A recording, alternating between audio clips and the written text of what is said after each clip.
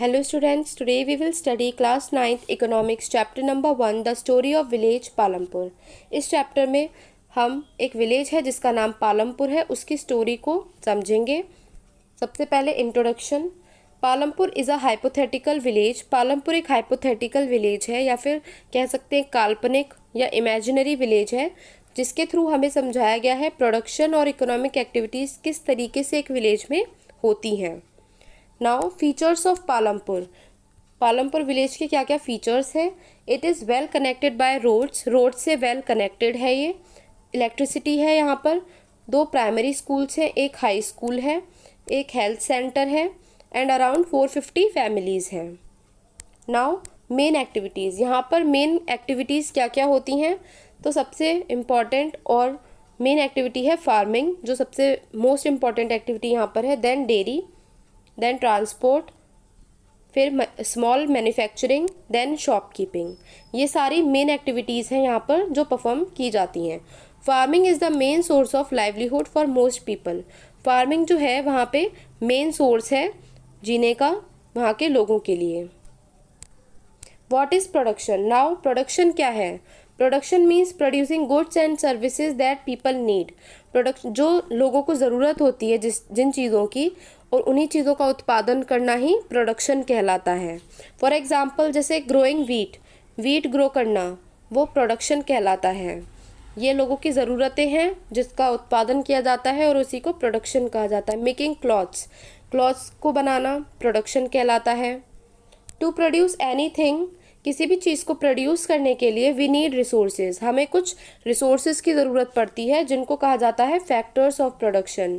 Factors of production ही वो resources होते हैं जिनकी ज़रूरत हमें किसी भी चीज़ का उत्पादन या प्रोडक्शन करने के लिए पड़ती है। नाउ क्या क्या है फैक्टर्स ऑफ प्रोडक्शन। पहला है land, includes all natural resources. इसमें सारे नेचुरल रिसोर्सेज आते हैं like soil, water, forest, minerals. It is fixed, ये फिक्स्ड होता है, ये फिक्स्ड है वहाँ पर उस विलेज में। Can not be increased easily, ये आसानी से बढ़ाया नहीं जा सकता। For example a farmer can not increase land so he must use it better. कोई भी फार्मर वहाँ पर इतनी आसानी से लैंड को इंक्रीज नहीं कर सकता है। ही मस्ट यूज़, उसको बेहतर तरीके से यूज़ करना चाहिए उस फिक्स्ड लैंड को। आगे हम देखेंगे किस तरीके से हम फिक्स्ड लैंड में बेहतर प्रोडक्शन, ज़्यादा से ज़्यादा प्रोडक्शन कर सकते हैं। Second labour, people who do the work. Labour कौन होती है, जो लोग काम करते हैं उनको लेबर कहा जाता है। 2 टाइप्स की लेबर हैं, एक है स्किल्ड लेबर और एक है unskilled labour. Skilled labour and unskilled labour. Skilled labour क्या होती है, रिक्वायर्स एजुकेशन, जो एजुकेशन जिसको चाहिए या फिर जो एजुकेशनल फील्ड में है उसको हम स्किल्ड लेबर बोलते हैं लाइक टीचर, डॉक्टर, ये हमारी स्किल्ड लेबर में आ गई। अनस्किल्ड लेबर कौन होती है, जो जिन्हें एजुकेशन की ज़रूरत नहीं है, नॉलेज की ज़रूरत नहीं है, but manual work, farm work जैसे एग्रीकल्चर हो गया, डेयरी फार्मिंग हो गई, उसमें जो इंक्लूड रहती हैं उनको अनस्किल्ड लेबर कहते हैं। Next is physical capital.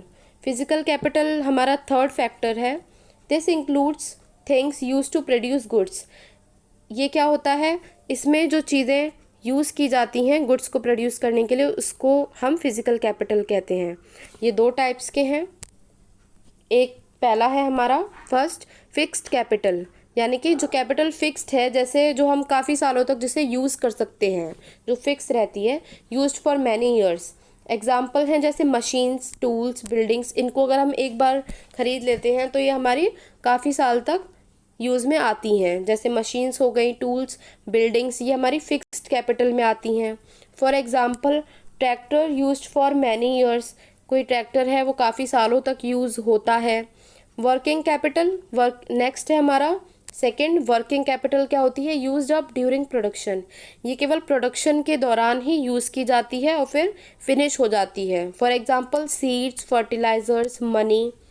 ठीक है, इनके एग्जांपल्स। वर्किंग कैपिटल क्या होती है, जो यूज़ हम कैपिटल प्रोडक्शन के दौरान ही हम यूज़ करते हैं और वो फिनिश हो जाती है। जैसे सीड्स हैं, fertilisers, money. Example seeds are use once and finished. अब सीड्स का यूज़ एक बार होता है और फिर वो फिनिश हो जाते हैं, तो ये हमारे वर्किंग कैपिटल में आती है। Next is human capital. Human capital क्या होती है? Knowledge plus skills plus ability to organise production. Knowledge, skills और एबिलिटी के बल पर प्रोडक्शन को एक ऑर्गेनाइज्ड वे में प्रोड्यूस करवाना ही ह्यूमन कैपिटल है। जैसे a farmer deciding which crop to grow. एक फार्मर है, वो डिसाइड करता है कि कौन सा क्रॉप ग्रो करना है, तो ये हमारे ह्यूमन कैपिटल हो गया।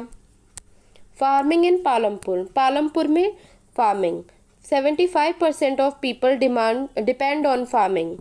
जो 75% पीपल हैं वो किस पर डिपेंड है? फार्मिंग पर डिपेंड है। It is the main production activity. ये वहाँ पर मैंने आपको अभी बताया था कि वहाँ पर मेन प्रोडक्शन एक्टिविटी, सबसे पहली जो मोस्ट इम्पॉर्टेंट एक्टिविटी है वो फार्मिंग है। Next, land is fixed. अभी आपको पता था कि लैंड क्या है, वहाँ पर फिक्स है। Land area under cultivation has not increased since 1960।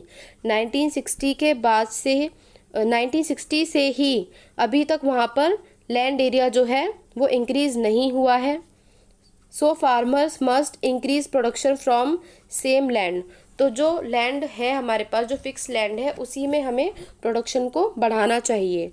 तो किस तरीके से हम प्रोडक्शन को बढ़ा सकते हैं? How to increase production?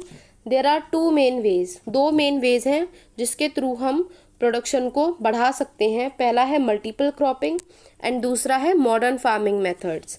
इनको समझते हैं। First is multiple cropping. क्या होती है multiple cropping? Growing more than one crop on the same land in one year. यानी कि एक से ज़्यादा क्रॉप को ग्रो करना सेम लैंड पर एक साल में। ठीक है, एक साल के अंदर हम एक से ज़्यादा क्रॉप सेम लैंड पर ग्रो करते हैं, उसको क्या कहते हैं? मल्टीपल क्रॉपिंग कहते हैं। Crops grown in Palampur. Palampur में कौन कौन से क्रॉप्स ग्रो किए जाते हैं? जैसे खरीफ या फिर रेनी सीजन में ज्वार, बाजरा, राबी, विंटर सीजन में वीट एंड अदर जो सीजन है हमारे उसमें पटेटो, शुगर केन हो गए। ठीक है। Now farmers grow 2 to 3 crops in a year. एक साल में 2 से 3 क्रॉप्स फार्मर्स को ग्रो करने ही चाहिए जिससे प्रोडक्शन इंक्रीज हो। इसका एडवांटेज क्या होता है? Increases production without increasing land. इससे प्रोडक्शन इंक्रीज होता है बिना लैंड को इंक्रीज किए ही। ठीक है, एक साल में अगर हम 2 से 3 क्रॉप्स ग्रो करते हैं सेम लैंड पर, तो बिना लैंड इंक्रीज किए ही हम प्रोडक्शन को इंक्रीज कर सकते हैं। ठीक है। Now modern farming methods. Modern farming methods क्या हैं? Modern methods of farming started after green revolution. ये कब स्टार्ट हुए? ग्रीन रिवॉल्यूशन यानी कि 1960s के बाद में, जब ग्रीन रिवॉल्यूशन आया था उसके बाद में ये मॉडर्न फार्मिंग मेथड्स आए थे। क्या क्या हैं ये methods? HYV seeds, high yielding variety. High yielding variety वाले सीड्स हैं जिनसे ज़्यादा उपज होती है। केमिकल फर्टिलाइजर्स हो गए हमारे, पेस्टिसाइड्स हो गए, इरिगेशन हो गए और मशीन्स। ये कुछ मॉडर्न फार्मिंग मेथड्स हैं जिनके थ्रू प्रोडक्शन और बढ़िया तरीके से इंक्रीज किया जा सकता है। एडवांटेजेस क्या क्या हैं इसके? हायर प्रोडक्शन, इससे क्या होगा? प्रोडक्शन हाई होगा।